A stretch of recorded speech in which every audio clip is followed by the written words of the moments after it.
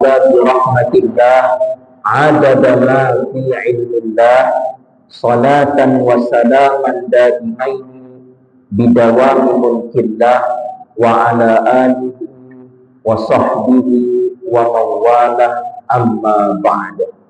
قال الله تعالى في كتابه الكريم بعد أعوذ بالله من الشيطان الرجيم بسم الله الرحمن الرحيم إنا أرسلناك شاهدا ومبشرا ونذيرا لتؤمنوا بالله ورسوله وتعزروه وتوقروه وتسبحوه بكرة وأصيلا. Allah Subhanahu wa Ta'ala berfirman, Inna sungguhnya kami arsalnaka telah mengutusmu syahidan sebagai saksi, wa mubasyiran sebagai pemberi berita gembira, wa nadhira dan pemberi peringatan, litu'minu billah supaya manusia beriman kepada Allah, wa rasulihi dan beriman kepada rasulnya sallallahu alaihi wasallam, wa tu'azziruh menolong dan membantu Rasulullah sallallahu alaihi wasallam, wa tuwaqqiruh wa tufakhimuh memuji, mengagungkan, membesarkan Nabi sallallahu alaihi wasallam, wa tusabbihuhu bukratan wa asila bertasbih kepada Allah. Dan makna daripada tasbih dalam ayat ini adalah mengerjakan solat, sama ada solat yang dikerjakan di waktu pagi dan juga solat yang dikerjakan di waktu petang. Wa qala ta'ala, berfirman lagi Allah Subhanahu wa Ta'ala, wa ma arsalnaka illa rahmatan lil alamin. Tidaklah kami Allah mengutusmu Nabi Muhammad SAW illa kecuali rahmatan sebagai rahmat lil alamin untuk sekalian alam. Wa qala nabiyuna Muhammad Rasulullah sallallahu alaihi wasallam, bersabda Nabi kita Muhammad sallallahu alaihi wasallam, kullu ummatin yadkhuluna al-jannata illa man aba. Qila wa man ya'ba ya Rasulullah? Qala man ata'ani dakhala al-jannah wa man 'asani faqad aba. Setiap umatku, sabda Nabi, pasti masuk surga, kecuali yang tidak mau masuk surga, ataupun yang enggan masuk surga, yang tak nak masuk surga. Nabi ditanya, ya Rasulullah, wa ma ya'ba ya Rasulullah? Siapa itu yang tak nak masuk surga? Rasulullah sallallahu alaihi wasallam menjawab, man ata'ani dakhalal jannah, siapa yang taat kepadaku, maka dialah yang nakkan masuk surga, yang maukan surga. Wa man 'asani, dan siapa yang bermaksiat ataupun tidak ikut sunnah-sunnahku, maka dia yang tidak mau ataupun tidak berminat, enggan untuk masuk surga. Shadaqallahul 'azim wa shadaqa rasuluhul karim wa nahnu 'ala dzalika minasyahidin wasyakirin walhamdulillahi rabbil alamin.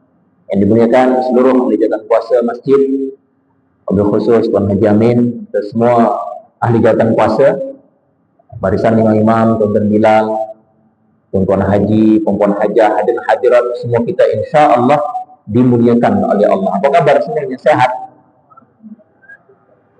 Alhamdulillahirabbil alamin. Semoga apapun keadaannya sentiasa kita memuji Allah. Alhamdulillahi ala kulli hal. Segala puji hanya milik Allah. Apapun keadaan kita insya Allah sehat, sakit, insya Allah adalah yang terbaik menurut Allah untuk kita, insya Allah. Maghrib ini kita akan ulang kaji tentang Maulid Nabi SAW, sebagaimana yang dah ditampal oleh Cikgu kat depan tu, kuliah khas untuk Maulid Nabi Maghrib ini. Sepatutnya kita membaca kitab Asas-Asas Fardu Ain yang disusun oleh Ustaz Muhadir Haji Zul.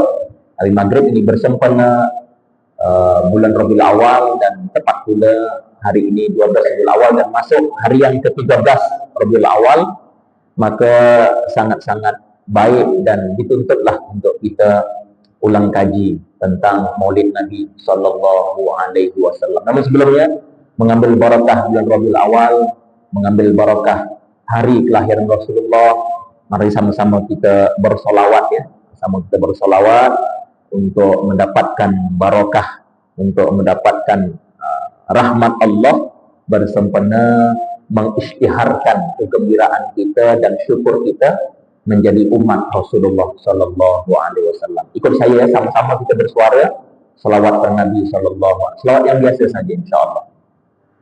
Ya Nabi salam alaika, ya Rasul salam alaika, ya Habib salam alaika, salawatullah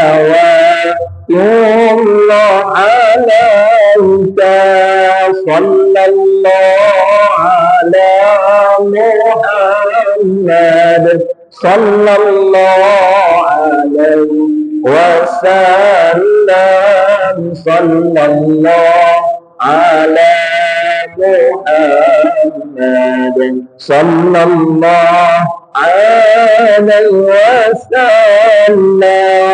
Asyraqal badru alaina fahtafat منه البذور مثل ما رأينا قد يا وجه سرور صلى الله على محمد صلى الله عليه وسلم صلى الله على محمد صلى الله عليه وسلم. أنت شمس أنت بدر أنت نور فوق نوري أنت سير غالي أنت مصباح صدوري صلى الله على محمد صلى الله عليه وسلم صلى الله على محمد صلى الله عليه وسلم. يا حبيبي يا محمد يا عروسا خافقين يا مؤيد يا ممجد يا إمام القبلتين علم السر وأخبر مستجيب دعواتي ربي ارحمنا جميعا بجميع الصالحات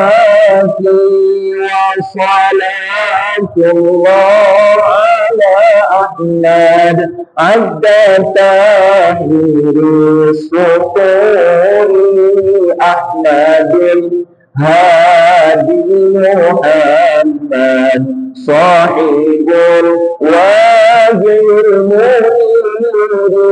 يا نبي سلام عليك يا رسول سلام عليك يا حبيب سلام عليك صلوات الله عليك. اللهم صل وسلم وبارك عليه. Mudah-mudahan Allah Subhanahu wa taala limpahkan dalam hati kita rasa cinta kepada Nabi SAW, sehingga kita sentiasa berusaha untuk memuji Nabi, menjadikan Nabi sebagai tauladan kita, dan kita sama-sama berusaha menghidupkan sunnah-sunnah Rasulullah sallallahu alaihi wasallam. Baik. Dalam kitab yang disusun oleh Al-Fadhil Ustaz Muhadir juga, hafizahullah ta'ala, nama kitabnya Al-Bayan. Ya, nama kitabnya Al-Bayan, yang menceritakan tentang beberapa persoalan khilafiyah. Sudah pun kita kaji sebelumnya, khilafiyah maksudnya adalah perkara yang dijadikan pembahasan perbezaan daripada kalangan ulama. Khasnya sesuai dengan bulan ini ataupun hari ini, persoalan tentang maulid. Nah, itu terjadi khilafiyah, terjadi perbezaan pendapat mengenai status hukum dia. Membuat majelis maulid itu hukumnya apa. Nah, jadi di dalam kitab ini diterangkan oleh Ustaz Muhadir Haji Zul tentang hujah-hujah ataupun dalil-dalil daripada Al-Quran dan hadis-hadis Nabi serta pendapat para alim ulama mengapa kita mesti buat majelis maulid. Baik, yang pertama sekali Ustaz Muhadir bagi tahu, ketika ditanya mal hukmu majlis maulidur rasul, apa hukum mengadakan majlis maulid Nabi sallallahu alaihi wasallam, maka hukum asalnya adalah harus artinya mubah, boleh, kecuali apabila di dalam majelis itu terdapat maksiat, maka menjadi haram. Campur laki-laki wanita tanpa ada penghalang, diisi dengan musik-musik yang tidak dibenarkan dalam syariat, ceramahnya pula adu domba, saling memburukkan, saling menjatuhkan, maka itu menjadi apa? Menjadi haram.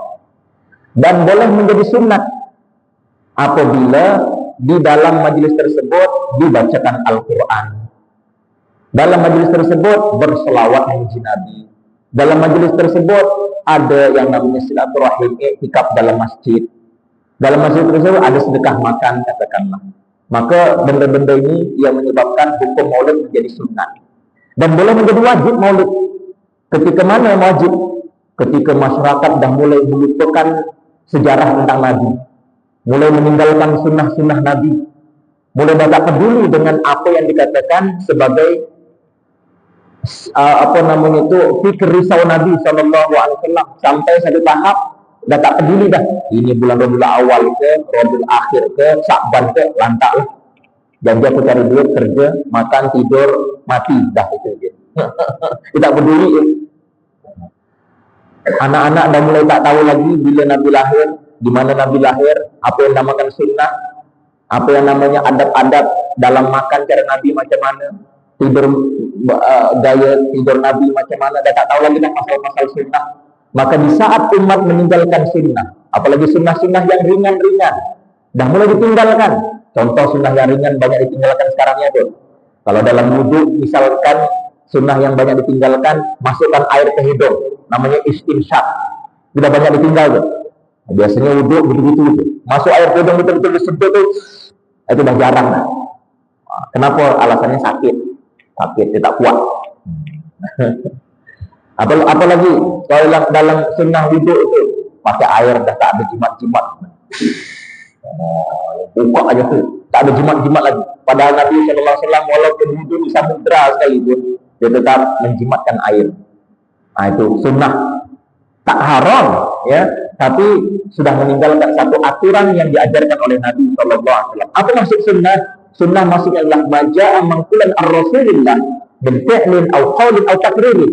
Semua yang datang dari Nabi sallallahu alaihi wasallam, sama ada perkataan yang disebut dengan hadis, ataupun perbuatan akhlak Nabi, ataupun juga ketetapan diamnya Nabi. Apa yang disuruh oleh Nabi, apa yang dilarang oleh Nabi, itu semuanya sunnah. Nah, hadirin yang dirahmati oleh Allah Subhanahu wa taala, ada kalanya Nabi tak buat, Nabi tak larang. Nah, ini yang disebut dengan mubah. Ketika tak ada apa-apa dalil, tuntunan tak ada, suruhan tak ada, larangan pun tak ada, maka dikaji dulu macam mana perkara itu. Contoh macam maulid, Nabi tak buat majlis maulid, betul?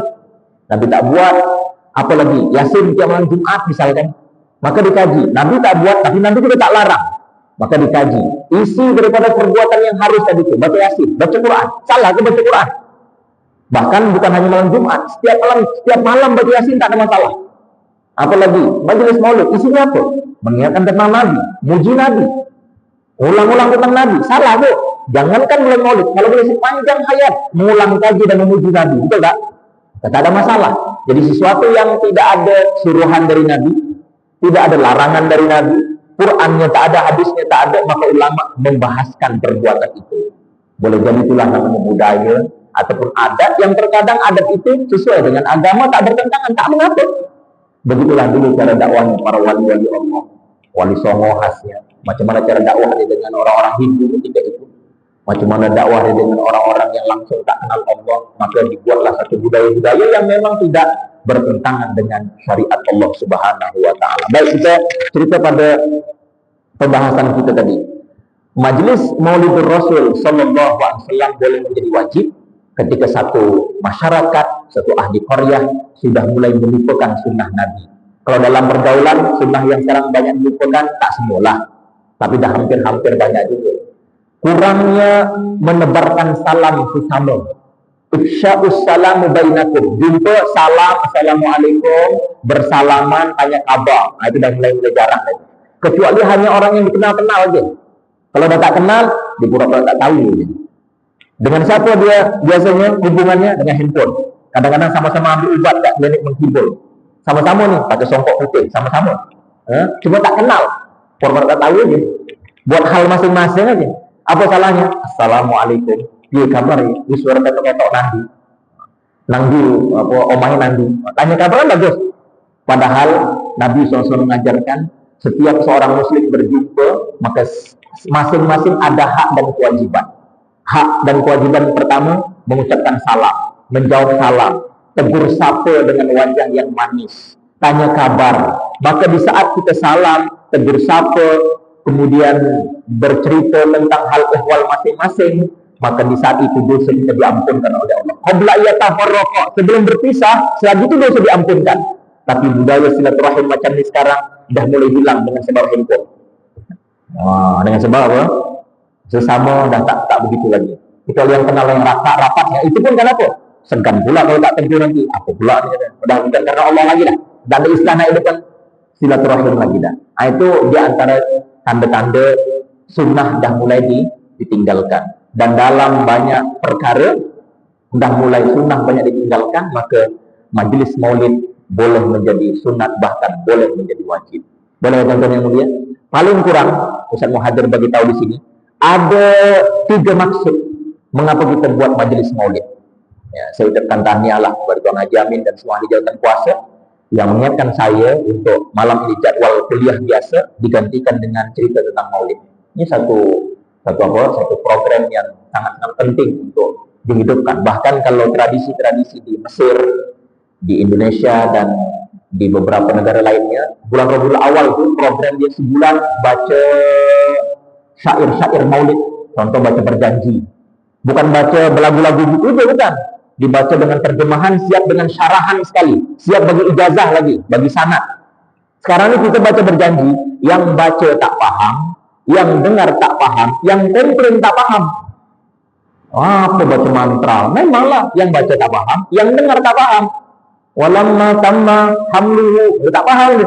Yang baca tak paham, yang dengar tak paham, yang komplain orang wadi pun, ya apa baca mantra? Semua tak paham.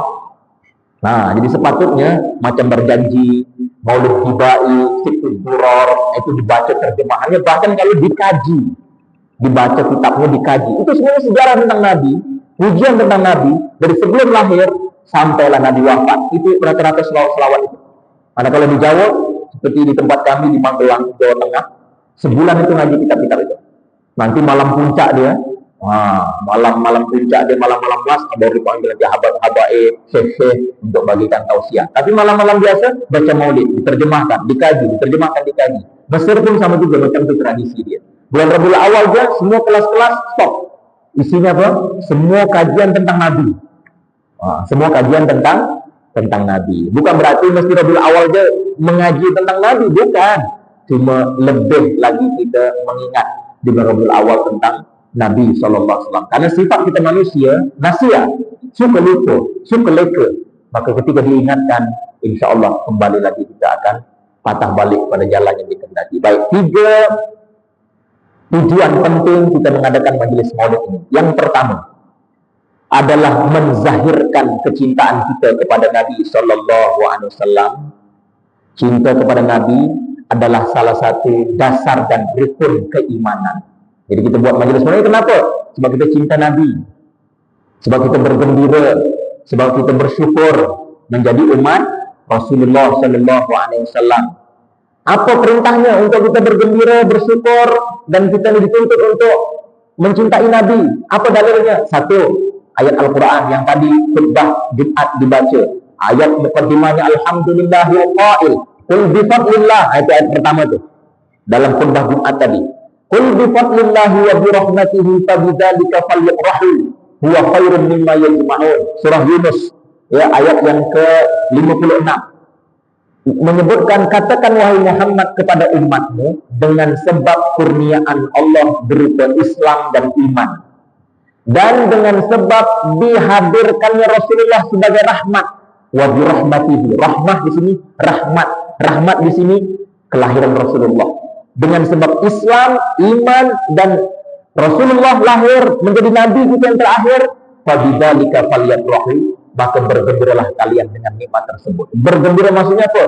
Kita zahirkan kegembiraan kita dengan kita puji Nabi, sedekah, buat majlis tentang Nabi. Nah, itu tandanya kita bergembira, bersyukur.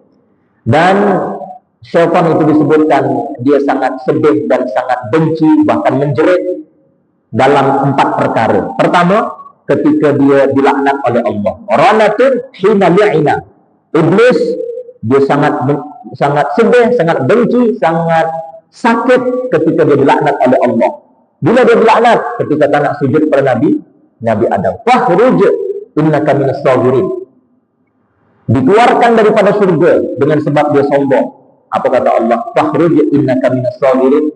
Engkau ni iblis, orang sombong, tak patut berada di surga. Keluar daripada surga. Dilaknat, diusir, dihalau daripada surga. Kenapa? Surga bukan tempat orang sombong. Sehingga hadis Nabi, la yadkhulul jannata, tak masuk surga orang yang dalam hatinya ada sombong walaupun sebesar biji sawi. Contohnya siapa? Iblis. Ana khairun minhu, aku lebih baik daripada Nabi Adam. Khalaqtani min narin wa khalaqtahu min tin. Saya Allah cipta daripada api, dia dari tanah yang tak ada nilai apa-apa. Takkan aku nak hormat dengan dia? Sombong, takabur, bongkak, merasa paling hebat, merasa paling mulia, merasa paling senior. Di awal memang masuk surga berbanding Nabi Adam. Bahkan dengan malaikat dia memang boleh setara ataupun mungkin lebih alim daripada makhluk yang lain di surga ketika itu. Maka dia sombong, keluar orang sama dalam surga. Maka di situ dia menjerit, menangis. Ranatin hina lu'ina waranatin hina uhbita minal jannah. Ketika dia dibuang daripada neraka, dia pun menjerit, menangis, sedih. Yang ketiga, ketika mana dia menangis dan benci dan tak suka ketika Nabi dilahirkan. Hina wulida, ketika Nabi dilahirkan, dia pun marah, dia benci, dia tak suka, dia menangis. Dia menangis sebab apa? Sebab Nabi dilahirkan. Allahu Akbar. Maknanya kalau ada orang yang anti majlis maulid ini, takut-takut sebangsa dengan ini. Takut-takut. Sebangsa, na'udzubillah, bila orang kan majlis maulid, pujian-pujian, sedekah makan, ceramah agama, kan sepatutnya kan suka, tapi ada yang tak suka. Itu bid'ah itu, tak ada syariatnya itu semuanya ngarang ngada-ngada je tu. Benci dia. Allahu Akbar. Nauzubillah, jangan sampai macam iblis pula kita nanti, nauzubillah. Dan yang terakhir, hina nuzila surah Al-Fatihah. Ketika surah Fatihah turun, pun iblis juga menjerit dan dia sangat sedih, dia tak suka, dia benci kepada surah Fatihah. Baik, hadirin Allah Subhanahu wa taala. Jadi dalil pertama untuk kita bergembira dan menzahirkan rasa cinta kita adalah surah Al-Quran tadi, ya. Ayat Al-Quran tadi yaitu surah Yunus ayat 58. Dari hadisnya apa pula? Kita dituntut untuk cinta Nabi. Oh, jelas hadisnya dan banyak sekali. Di antaranya menyebutkan la yu'minu ahadukum, tidak sempurna iman salah seorang daripada kalian hatta akuna ahabba ilaihi min walidihi wa walidihi wan nasi ajma'in, sehingga diriku lebih kalian cintai daripada cinta kalian kepada kedua orang tua kalian, kepada anak kalian, dan kepada seluruh manusia. Soalannya sekarang ni, kita cinta dengan keluarga kita, dengan anak kita, dengan orang tua kita. Apakah cinta kita melebihi cinta pada Nabi, atau sama, atau bahkan dengan Nabi tak ada apa rasa, biasa-biasa je? Macam mana tu? Kita boleh jawab diri kita masing-masing. Macam mana menghadirkan cinta ini? Tentunya kita mesti kenal dulu Nabi SAW. Macam mana nak kenal Nabi SAW? Ya, kena kajilah sirah Nabi bersama orang-orang yang mengamalkan sunnah Nabi. Ya, duduk dekat di majlis-majlis yang ada tentang cerita Nabi, barulah hadir kecintaan. Kalau kita tak kenal, macam mana kita nak cinta pada Nabi SAW? Baik, itu di antara tujuan pertama majlis maulid. Tujuan yang kedua majlis maulid adalah yang kedua, menzahirkan kesyukuran kepada Allah Subhanahu wa taala atas diutuskannya Nabi sallallahu alaihi wasallam yang membawa rahmat kepada sekalian alam. Bersyukur kita sebab Allah anugerahkan kita menjadi umat Nabi sallallahu alaihi wasallam. Dalam ayat Al-Qur'an menyebutkan, laqad mannallahu 'alal mu'minina idh ba'atsa fihim rasulan min anfusihim. Sungguh kami telah menganugerahkan nikmat yang besar kepada kalian, yaitu ketika diutusnya seorang nabi dari kalangan manusia, dari kalangan kalian. Yatslu 'alaihim ayatihi, nabi itu membacakan ayat-ayat kepada kalian. Wa yu'allimuhumul kitab, mengajarkan Al-Qur'an, mengajarkan hadis, membersihkan hati kalian yang tadinya tak kenal Allah, sesat, syirik, menduakan Allah, meyakini selain Allah boleh menghadirkan manfaat dan mudarat. Dengan ada Nabi, tauhid kita kepada Allah Subhanahu wa taala. Maka nikmat besar dan kita zahirkan dengan nikmat ini, yaitu dengan mengadakan majlis Maulid Nabi sallallahu alaihi wasallam. Dan yang ketiga adalah menyahut seruan Allah dan juga Rasulullah sallallahu alaihi wasallam untuk mengagungkan dan membesarkan baginda. Yang ketiga, untuk apa kita buat majlis Maulid? Untuk menyambut apa? Menyambut perintah Allah, perintah Rasulullah untuk mengagungkan Rasulullah sallallahu alaihi wasallam. Ayatnya jelas. Dalam ayat Al-Qur'an disebutkan, alladzina yattabi'una ar-rasulan nabiyyal ummiyal ladzi yajidunahu maktuban 'indahum fit tawrati wal injili ya'muruhum bil ma'ruf wa yanhahum 'anil munkar ويحل لهم الطيبات ويحرم عليهم الخبائث ويضع عنهم إصرهم والأغلال التي كانت عليهم فالذين آمنوا به وعزروه ونصروه واتبعوا النور الذي أنزل معه أولئك هم المفلحون. Orang-orang yang beriman itu adalah orang-orang yang mengikuti Nabi. Nabi yang macam mana yang diikuti? Nabi yang ummi, tidak dibolehkan untuk Nabi baca tulis. Sebab Nabi takut Nabi didakwa buat Al-Quran. Nabi yang namanya sudah pun termaktub dalam Taurat, dalam Injil. Nabi kita Muhammad SAW namanya sudah ada dalam kitab-kitab samawi terdahulu sebelum Al-Quran. Nabi kita SAW punya ciri khas yang mengajak pada yang baik, mencegah pada yang mungkar. Wa yuhillu lahumut thayyibat, menghalalkan yang baik-baik. Semua yang halal itu yang baik. Wa yuharrimu 'alaihimul khaba'ith, yang diharamkan dalam syariat.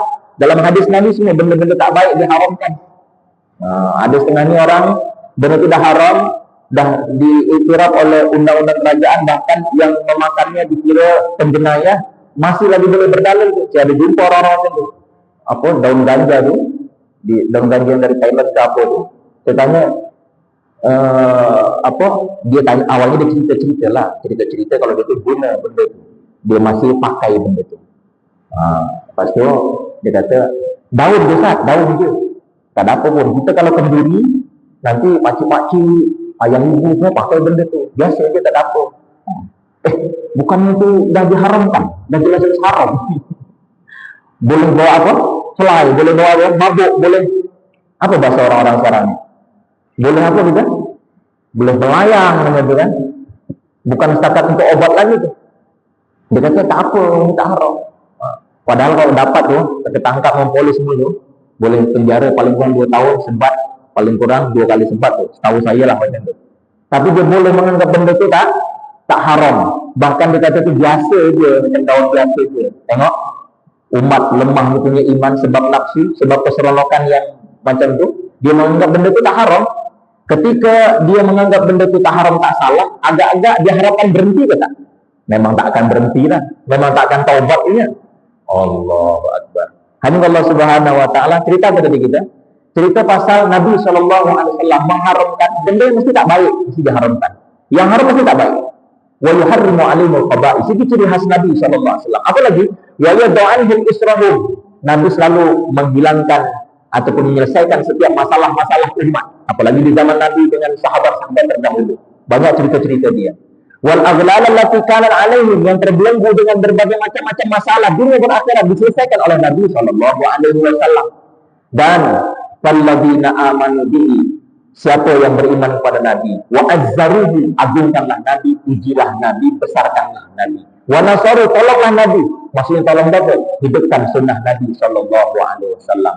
Ula wattaba'u nuran ladzi unzila ma'ah, ikut apa yang ada bersama Nabi daripada cahaya. Tafsirnya adalah Al-Quran. Ikut Al-Quran.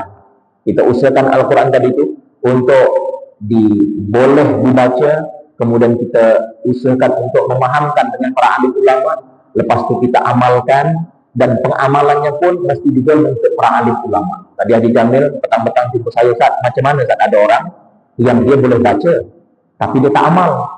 Ada yang dia boleh baca tapi tak faham. Ada yang dia faham tapi amalnya pula salah. Wah, ini memang banyak masalah nih. Satu, dia dah boleh baca, ya, tapi dia tak faham. Ada yang faham tapi tak mengamalkan. Ada yang mengamalkan tapi salah dia mengamalkan. Ya, semuanya memang perlu tahapan-tahapan. Perlu apa? Perlu tangga-tangga. Awalnya dalam bab Al-Quran khasnya, awalnya kita belajar macam mana baca dulu. Di saat ataupun di masa yang sama kita juga berusaha bersama para alim ulama untuk apa? Untuk memahaminya. Tak boleh paham seorang-seorang. Lepas kita paham, kita azam untuk mengamalkannya. Kita lihatlah, walaupun tak semuanya, paling kurang kita berusaha. Allah tahulah kemampuan kita. Lepas itu juga dalam pengamalan juga kita usahakan betul dalam pengamalan. Sekiranya masih salah, niat kita jadi niat belajar, niat berusaha. Jadi sekiranya tak sempurna, insya Allah ma'fu anhu, dimaafkan. Yang jadi masalah itu yang dijamin. Yang jadi masalah, dia menganggap dirinya betul. Padahal dalam bab baca aja belum betul. Selepas bacanya pun belum tentu betul, dalam memahami pun belum tentu betul juga. Selepas dia paham, dalam belum tentu betul, dia amalkan amalannya belum tentu betul juga. Maknanya apa? Kita tak boleh lepas daripada para alim ulama. Tak boleh lepas daripada guru-guru. Dalam hal apapun mesti bersama guru. Bertanya, fas'alu ahla dzikri in kuntum la ta'lamun. Bertanyalah kamu ketika ada apa-apa masalah yang kamu tidak ketahui. Jangan mengada-ngada, jangan buat-buat sendiri. Apalagi mencari ilmu sendiri daripada media sosial yang kadang-kadang sumbernya tak jelas. Dari mana kita tengok aja kat situ. Tengok video sekali, macam okey nih. 2-3 kali, dah mulai tak nak zikir lepas sembahyang. Lepas sembahyang tak nak zikir dah. Dia kata zikir lepas sembahyang ni bid'ah. Tak ada Nabi buat. Lama-lama dah mulai langsung lepas salam bukan tak nak zikir lagi, bangun terus. Bukan berarti yang tadi itu bukan ya, maksudnya mungkin tadi ada urusan atau apa, tak. Ini cerita orang-orang yang kadang-kadang mangsa YouTube. Oh, lepas itu kena jamin datang nak berarti Yasin datang nak lagi dah. Talqin datang nak dah. Wah, tapi kena jamin biasanya kalau mengerjakan jenazah tu ada orang yang tak nak ditalqin betul kena jamin. Lagi ada yang tak nak ya. Semuanya nak rata-rata ditalqin lagi. Tak ada yang tak nak. Bagus. Ada yang tak nak, ada yang anti pula. Sebab apa? Pasal YouTube. Berarti kan dia salah dalam memfilter ataupun menafis ilmu-ilmu yang ada di situ. Tak boleh langsung macam tu. Dia tanya dulu, macam mana ni? Kenapa tak boleh? Kenapa tanya? Tak boleh langsung ngambil ilmu daripada sumber-sumber yang tak jelas. Baik, kita teruskan. Kemudian Allah Subhanahu wa taala, salah satu kisah yang masyhur di dalam banyak hadis, dengan bergembiranya kita akan kelahiran Nabi sallallahu alaihi wasallam adalah satu perkara yang penting, sampai-sampai dalam riwayat di sini disebutkan dalam kitab I'anatul Talibin juzuk yang ketiga muka surat 414 tentang kisahnya Sayyidina pula, tentang kisahnya Pak Cik Nabi yang bernama Abu Lahab, yang dia pernah bergembira akan kelahiran Rasulullah sallallahu alaihi wasallam. Saya baca ya. Wa qad juziya Abu Lahab bi tahfifil adabi anhu yaumal isnainin. Ya, seseorang bermimpi selepas meninggalnya Abu Lahab. Nah, di sini yang meriwayatkannya adalah Al-Imam Hafiz Ibnu Hajar Al-Asqalani. Kemudian kisah ini diceritakan ada seseorang yang bermimpi. Namanya adalah, sekejap ya,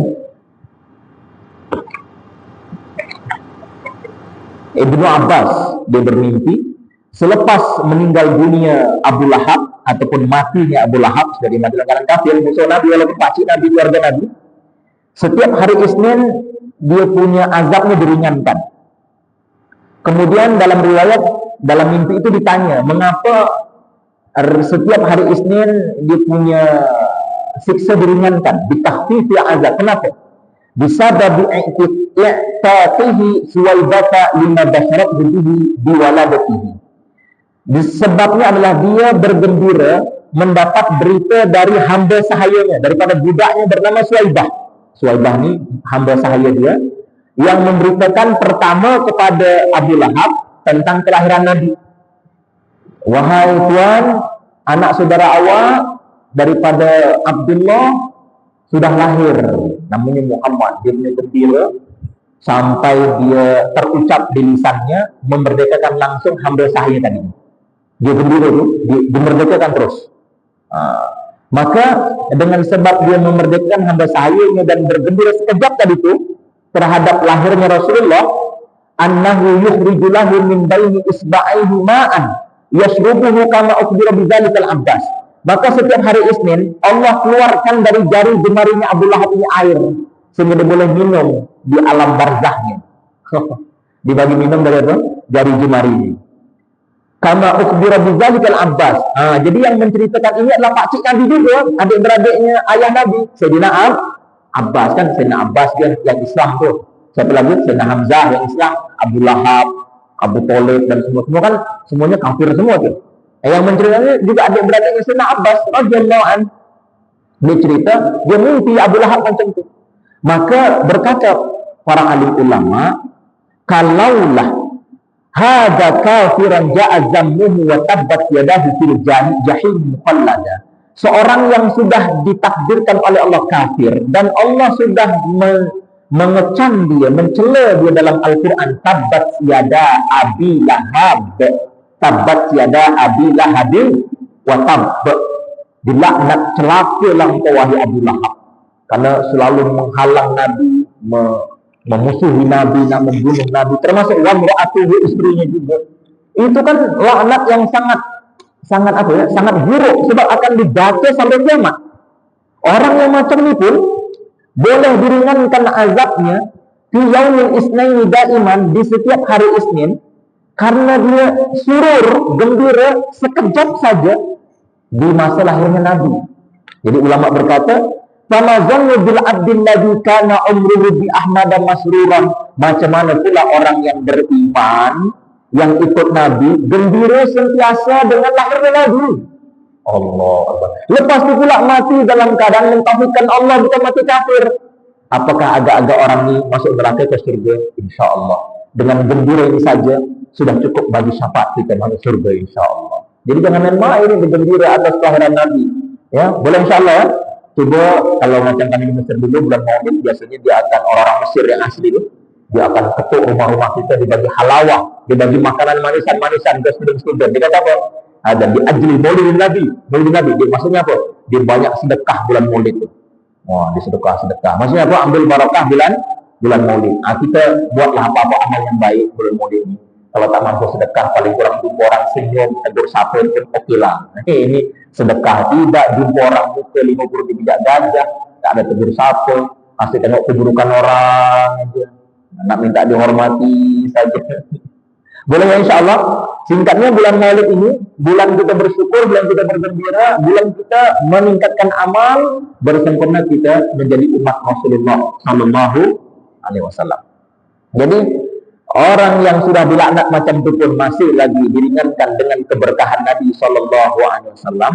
Macam mana pula kita yang beriman kepada Nabi Sallallahu Alaihi Wasallam. Baik. Kemudian tentang memuji Nabi Sallallahu Alaihi Wasallam juga itu banyak sekali diriwayatkan bahwasanya Rasulullah Sallallahu Alaihi Wasallam adalah orang yang memang tak menyuruh siapa-siapa untuk memujinya. Namun Nabi Sallallahu Alaihi Wasallam suka apabila dipuji. Salah seorang bernama Sayyidina Abbas, pakcik Nabi Sallallahu Alaihi Wasallam, mengarang satu syair untuk Nabi Sallallahu Alaihi Wasallam. Nabi tak suruh, tapi dia buat syair memuji Nabi. Bunyi syairnya dalam bahasa kita Melayu, dikala dikau dilahirkan, bumi bersinar terang hingga nyaris-nyaris, pasak-pasak bumi tidak mampu untuk menanggung cahayamu. dan kami dapat terus melangkah lantaran karena sinar dan cahaya dan jalan yang terpimpin. Nabi SAW ketika mendengar syair ini terus terucap doa daripada lisan Nabi yang mulia. Apa kata Nabi? Ma nukibat asnanuka, gigi kamu tidak akan tercabut. Nabi cakap begitu je. Ma nukibat sanauka, gigi kamu tidak akan tercabut. Masya Allah, tuan-tuan dan puan-puan hadirin sekalian, dikatakan Sayyidina Abbas ini dari mulai usia bersama Nabi itu sampai 80 tahun tidak ada satu gigi pun yang tanggal, apalagi sakit gigi pun tidak, apalagi tanggal. Kalau semuanya macam Sayyidina Abbas tak ada bengkel gitu. Allah. Sebab apa? Sebab dia memuji Nabi, didoakan Nabi, sehingga selama dalam kitab ini 80 tahun dia tidak pernah merasakan sakit gigi, tak pernah tanggal giginya, kuat terus. Saya tak katakan yang giginya tak ada ini berarti kurang muji Nabi, tak, bukan. Nah, ceritanya Nabi SAW sangat bangga dan suka dipuji. Oleh sebab itu kita sama-sama lah puji Nabi, banyakkan sholawat. Kalau boleh selawat yang ringkas, Allahumma sholli ala sayyidina Muhammad wa ala Muhammad, kita amalkan 100 pagi 100 petang. Boleh ya insyaallah. Dan terakhir sebagai penutup di antara perkara yang juga penting untuk kita ingat adalah yang disebut sebagai sunnah hamiyah. Jadi sunnah itu ada 4 kata ulama. Namanya sunnah qauli, perkataan, itu ada larangan, ada perintah, itulah hadis-hadis. Ada sunnah fi'li, itu akhlak Nabi SAW. Ada sunnah takriri, diamnya Nabi SAW. Contoh, Sayyidina Abu Hurairah, dia punya kebiasaan ada 2 kantong. Kemana-mana ada dua poket, 2 kantong. Satu isinya makanan, namanya mizwaj. Satu lagi namanya kantong, isinya batu-batu kerikil.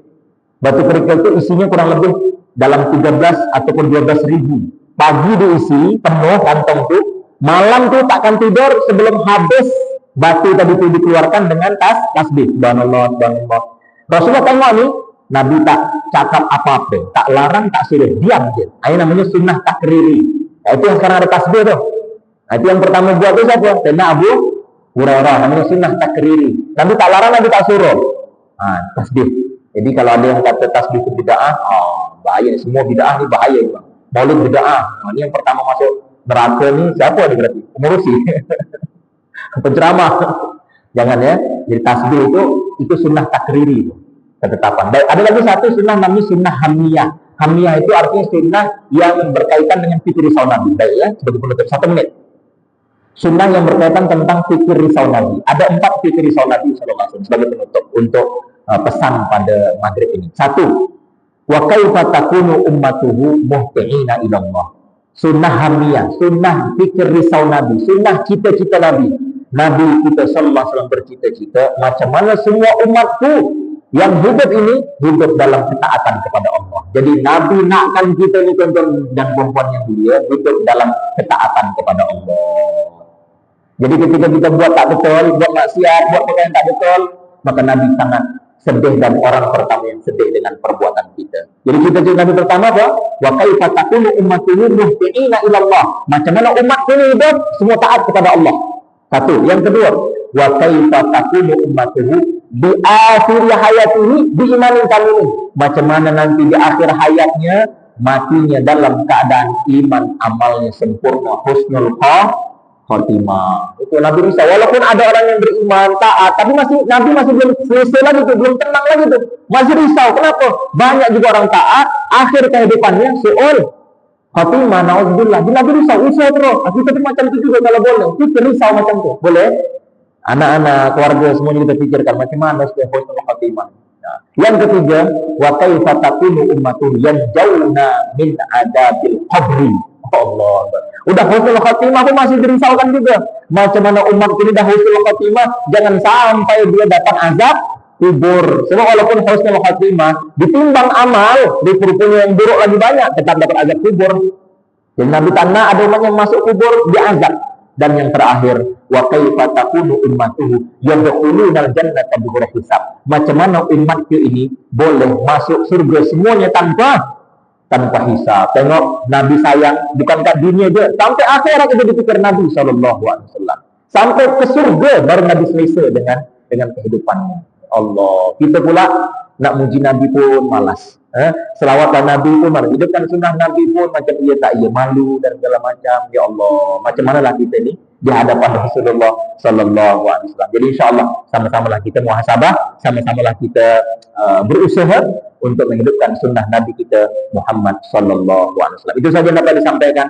Mudah-mudahan bermanfaat untuk sedang kita semuanya. Lagi dan lagi kita berusaha untuk membetulkan, membenahi diri kita khasnya bab-bab sunnah-sunnah Nabi kita sallallahu alaihi wasallam. Tutup dan doa kafarah majlis. Subhanallah wa bihamdihi, subhanakallahumma wa bihamdika, asyhadu an la ilaha illa anta, astaghfiruka wa atubu ilaik. Hadza billahi taufiq. Wassalamu alaikum warahmatullahi wabarakatuh.